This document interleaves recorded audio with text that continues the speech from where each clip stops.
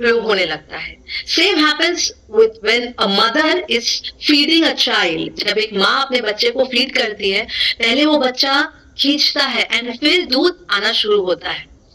यही पे माता यशोदा जो है, वो इतना प्रेम करती है कृष्ण से, इतना प्रेम करती है कृष्ण से, कि जैसे ही माता देखती है कृष्ण को, पूरे टाइम दधि मंथन कर रही है ना, मंथन कर रही है और सोच रही है, कृष्ण के बारे में सोच रही है, उनका गुणगान कर रही है। मतलब छोटे छोटे जो मैंने बताया था कि लोकल सॉन्ग जैसे बना लेती है, जैसे छोटी छोटी गैया, छोटे छोटे ग्वाल, इस तरह से कुछ कुछ फॉर्म, एक पोएम जैसे बना के कुछ कुछ स्मरण कर रही है कृष्ण का और दधि मंथन कर रही है। और अचानक से देखती है कि कृष्ण तो सामने है, और जैसे ही कृष्ण को देखती है, मैया का प्रेम ऐसा ऐसा उमड़ता है कि उनका पूरा जो वक्षस्थल है, उनका जो साड़ी है, दूध से गीला हो जाता है। कृष्ण को आके दूध पीने की जरूरत नहीं पड़ी, मुंह में रखेंगे उनका स्तन और फिर दूध आएगा, नहीं। प्रेम इतना है कि देखते ही, अपने पुत्र को देखते ही, उनका मुख मंडल देखते ही माँ के स्तन से दूध बाहर आने लगा। And she, her whole sari was wet. ये है मैया यशोदा। हम सोच नहीं सकते कितना प्रेम करती होंगे। एंड देन मैया जब कृष्ण को नीचे रख के उस दूध को बचाने जाती है, जो दूध सुसाइड करने रखता है ना। सो यहाँ महाराज कह रहे थे कि जब दूध को थोड़ा लगा कि अरे मैं इतना उबल रहा हूँ, कृष्ण मुझे पा पाए इसलिए। और कृष्ण, महाराज कहते हैं कि जब मैया दूध पिला रही थी कृष्ण को, तो ऐसा मानो कंपटीशन चल रहा है कि मैया आज देखता हूँ कितना दूध मैं कितना पीता हूँ, तुम देख, तुम तो हार जाओगे। एंड मैया मन में सोच रही है, बेटा तू पी, तू बस पीते रहे, मैं बस दूध सप्लाई करती रहूंगी। एंड ऐसा मानो, एंड कृष्ण, महाराज कहते कृष्ण के मुख से ना दूध ऐसे भर के ऐसे यहाँ से निकल रहा है, यहाँ से निकल, and the body, bluish body, Krishna blue colour के, एंड यहाँ से ब्लू में वो व्हाइट ऐसे लग रहा है कि रिवर्स फ्लो हो रहे हैं। इतना सुंदर मुखमंडल। माँ जब देखती है कृष्ण को ऐसे करके, बिकॉज शी इज फीडिंग ना, तो मुख दिख रहा है, ऐसे दूध निकल रहा है, एंड और प्रेम उभर रहा है, और दूध आ रहा है, एंड कृष्ण के मुंह भर रहा है, and it is a competition going on. And मैया को अचानक से याद आता है कि अरे दूध उफन रहा है, एंड दूध सोच रहा है कि यार ये तो खुद ही कंपटीशन में, मेरा दूध का क्या, फिर मैं कैसे सर्व करूं कृष्ण को। सो फिर तो इस जीवन का कोई मतलब ही नहीं है। If I am not able to serve Krishna, यदि मैं कृष्ण के लिए कुछ सर्विस नहीं कर पाया, तो मेरा जीवन व्यर्थ है, ऐसा तो दूध सोचता है। हम तो मनुष्य है डियर डिवोटीज, हम क्यों नहीं सोच रहे ऐसा। ये सोच के दूध अपने प्राण को त्यागने के लिए रेडी हो जाता है, उफन के बाहर गिरने लगता है। एंड जैसे ही उफनने की आवाज आती है, तुरंत मैया यशोदा क्या करती है, कृष्ण को उतारती है एंड भागती है दूध को बचाने के लिए। एंड जैसे ही दूध को लेके उतारती है, दूध ऐसे नीचे हो जाता है। अच्छा, दूध नीचे क्यों गया?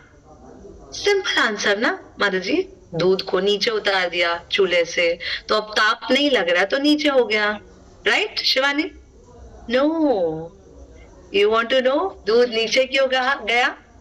महाराज समझाते हैं कि दूध नीचे इसलिए गया क्योंकि जैसे ही दूध ने देखा कि मुझे कौन उतारने आया है चूल्हे से, मैया यशोदा, एंड दूध को शर्म आती है, दूध को शर्म आती है ये सोच के, दूध जो उफन रहा था, बाहर आ रहा था, अब दूध को शर्म आती है, दूध अब नीचे नीचे नीचे नीचे नीचे जाने लगता है। दूध को शर्म क्यों आई? दूध को अपने ऊपर शर्म इसलिए आई क्योंकि दूध को लगा कि हे राम, मेरी मैया कृष्ण की सेवा में थी, और मुझे देख के, मैं जो ये उफन रहा था, मुझे देख के मैया मुझे बचाने वो चूल्हे से उतारने आई। तो मैंने क्या किया, मैंने कृष्ण की सेवा में विघ्न डाल दिया। इसलिए दूध को अपने ऊपर शर्म आती है, गिल्ट फील होता है कि मैंने क्या किया, मैंने सेवा में विघ्न डाला, मैंने मैया को मेरे कार्य में लगा दिया। Imagine this is the mood of a milk is thinking that. Chinmay Chinmay मतलब गोलोक तो क्या कहे, हर कोई हर एक चीज के पीछे इतना हिडन मीनिंग हमें समझना चाहिए। ये सब ना हम एक मूवी जैसे ना देखे, उसमें से कुछ सीख लो, हमें सीख लेनी चाहिए। कि कभी कभी होता है ना कि हमें सेवा दी गई एंड कोई और डिवोटी भी उस सेवा को कर रहा है एंड हमको लगता है कि अच्छा वो सेवा करेगा, उससे अच्छा मैं करके दिखाऊंगा, and then a competition starts. क्या होता है, एक कंपटीशन होने लगता है। शायद वो भक्त अच्छे से सर्व करना चाहता है, बस उसका मोटिव कंपटीशन का नहीं है, but in that competition mode the other devotee is trying to take away the seva from other devotee जो बहुत प्रेम से सर्व कर रहा था भगवान को। We should never have this competition mode.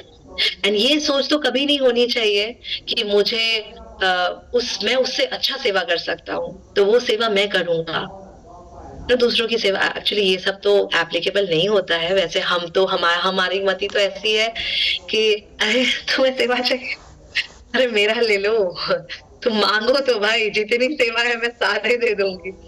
So this is यहाँ पे तो कुछ उल्टा चल रहा है। But yes, there are devotees in the time of, there were devotees in the time of Srila Prabhupada, जहाँ पे they used to fight for services. They used to fight for service. No, I'll do this service for Srila Prabhupada. No, I'll do this service for Srila Prabhupada. This is the mode. This is the mode. ये हमें गुरु को सर्व करने के लिए आतुरता होनी चाहिए, आतुरता होनी चाहिए, जम करना चाहिए, नहीं मैं करूंगा ऐसा।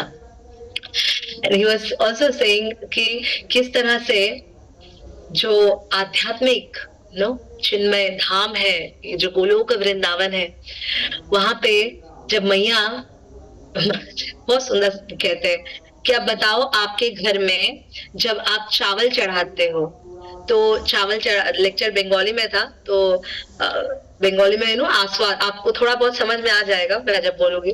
तो जब चावल चढ़ाते हो आप घर में आपके, तो बीच बीच में जाके और फिर अपने काम में लगते हो, फिर थोड़ी देर बाद आके वापस चेक करते हो कि नहीं चावल पका कि नहीं, फिर नहीं पका तो वापस जाते हो, फिर थोड़ी देर बाद आके वापस चेक करते हो चावल पका कि नहीं।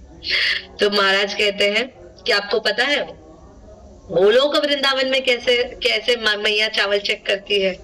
तो सबने कहा जी महाराज बताइए। तो महाराज कहते हैं मैया उठती है सुबह सुबह, ऐसे चावल चढ़ाती है चूल्हे पे, है ना, चावल चढ़ाई और मैया फिर अपने आंगन में गई, झाड़ू वाड़ू लगा रही है ना, अपने मंथन में या दूध निकालने में और बाकी कार्यों में व्यस्त हो जाती है। फिर मैया को याद आता है कि अच्छा मैंने चावल चढ़ाया था, अब चावल पका कि नहीं। तो मैया आवाज देती है, बाबा पाकले तुम्ही, मतलब तुम पके क्या बेटा, पक गए? तो चावल आवाज देता, ना माँ पाकी नहीं, इट्टू टाइम अच्छे, नहीं माँ अभी तक पका नहीं हूँ, थोड़ा टाइम है।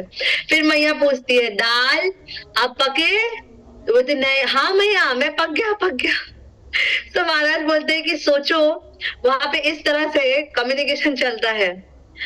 कौन नहीं जाना चाहेगा ऐसे धाम में? कोई है जो नहीं जाना चाहता?